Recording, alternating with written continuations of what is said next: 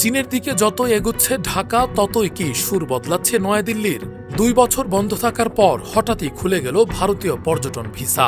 শুধু তাই নয়, চীনে প্রধানমন্ত্রী যখন বুক টান টান করে লাল গালিচায় হাঁটছেন, তখন বাংলাদেশে নিযুক্ত ভারতীয় হাই কমিশনারকে দেয়া হলো কেন্দ্রীয় মন্ত্রীর সমমর্যাদা। ঘটনা প্রবাহ দেখে মনে হচ্ছে হঠাৎ করেই যেন বাংলাদেশের প্রাধান্য বেড়ে গেছে প্রতিবেশী দেশের কাছে। প্রশ্ন উঠছে, হঠাৎ কী কারণে বদলে গেল নয়াদিল্লির অবস্থান? লাইফে কোনো কিছুর গ্যারান্টি নাই, তাই ইন্স্যুরেন্স করুন সিটি ব্যাংকে, কারণ ইন্স্যুরেন্স করলে সিটিতে সুরক্ষা পাবেন নিশ্চিন্তে। ঠিক এমন সময়েই ভারতের এই পরিবর্তন দেখা দিল যখন কিনা প্রধানমন্ত্রী তারেক রহমান অবস্থান করছিলেন চীনে, এবং চীনের সাথে বেশ কয়েকটি চুক্তি ও সমঝোতা স্মারকও স্বাক্ষরিত হয়েছে, যার মধ্যে অন্যতম তিস্তা মহাপরিকল্পনা।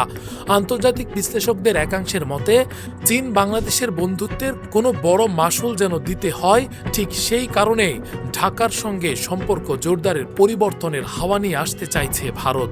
তবে প্রশ্ন হচ্ছে, এ কি কেবল কূটনৈতিক সৌজন্য, নাকি সার্বভৌমত্বের প্রশ্নে বাংলাদেশের অনড় অবস্থান ও চীনকে ঘিরে দক্ষিণ এশিয়ার নতুন ভূ রাজনৈতিক সমীকরণের আশঙ্কা থেকে বাংলাদেশকে কাছে টানার ভারতের নতুন কৌশল? লাইফে কখন কি হয় গ্যারান্টি আছে, তাই ইন্স্যুরেন্স করুন সিটি ব্যাংকে, কারণ ইন্স্যুরেন্স করলে সিটিতে সুরক্ষা পাবেন নিশ্চিন্তে।